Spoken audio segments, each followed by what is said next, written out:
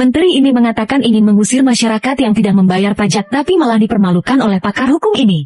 Menyampaikan hashtag nggak bayar pajak, ya berarti Anda nggak kepingin tinggal di Indonesia atau tidak kepingin lihat Indonesia bagus gitu aja. Jadi nggak usah disanggapin lah. Ada satu lagi mungkin kenyataan menyakitkan yang ingin saya sampaikan ya. Gaji pejabat negara khususnya anggota dewan Pak, itu pajaknya ditanggung oleh negara. Betul. Ya, itu yang ini tidak fair. Karyawan swasta itu banyak pajak penghasilan. Dan ini tidak fair. Dan ini bukan dosa sekjen sekarang. Ini dosa lintas generasi. Lintas generasi. Dan Kementerian Keuangan harusnya tahu ya. Dan ini harus kita perbaiki. Ini sangat-sangat tidak adil. Sekarang siapa pekerja yang tidak dipajakin luar biasa hari ini? Dan itu sifatnya regresif. Ya. Dan kalau mau memperbaiki penerimaan negara, mau memperbaiki efisiensi anggaran, mulai dulu dari kepalanya.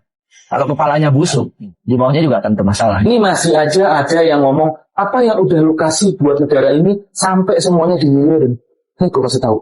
Pas gajian, kena pajak. Pas THR-an, kena pajak. Beli barang mewah, kena pajak. Beli rumah, disuruh bayar pajak. Beli motor, disuruh bayar pajak tiap tahun. Beli tanah, kena pajak. Beli mobil, disuruh bayar pajak tiap tahun. Belanja di supermarket, kena pajak. Makan di restoran, kena pajak. Beli barang luar negeri, kena pajak, biaya cukai. Cicil KPR, kena pajak. Beli token listrik, kena pajak. Beli pulsa telepon, kena pajak. Dapat warisan, kena pajak. Bikin perusahaan sendiri. Nah, ini malah parah nih. Dari mulai lu ngurus surat-surat pendirian perusahaan sampai lu dapat cuan semuanya kena pajak. Pas ulang dia kena pajak. Gimana? Masih mau nanya apa yang udah kita lakuin ini yang katanya rakyat jelata untuk negara ini. Giliran pas PHK dapat pesangon masih kena pajak juga. Terus cairin JHT BPJS juga kena pajak. Padahal selama kerja udah dipotong pajak mulu. Jadi jangan tanya apa yang udah kita lakuin untuk negara ini.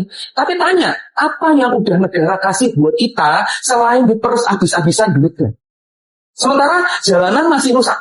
Transportasi umum amburadul. Calon di mana-mana. BPJS amburadul. Uang sekolah mahalnya gila-gilaan. Internet mahal. Cari kerja susah. Lapangan kerja gak ada. Pejabatnya pengen diperlakukan kayak raja jalanan. Birokrasi ribet. Dan masih banyak lagi. Masa 80% keuangan negara semuanya berasal dari pajak doang? Terus duit hasil sumber daya alam kita lari ke kemana? Harusan hasil SDA kita bisa nutupin semua utang negara dan dipakai untuk mesejahterakan rakyatnya. Kenapa malah masuk ke asing dan asing?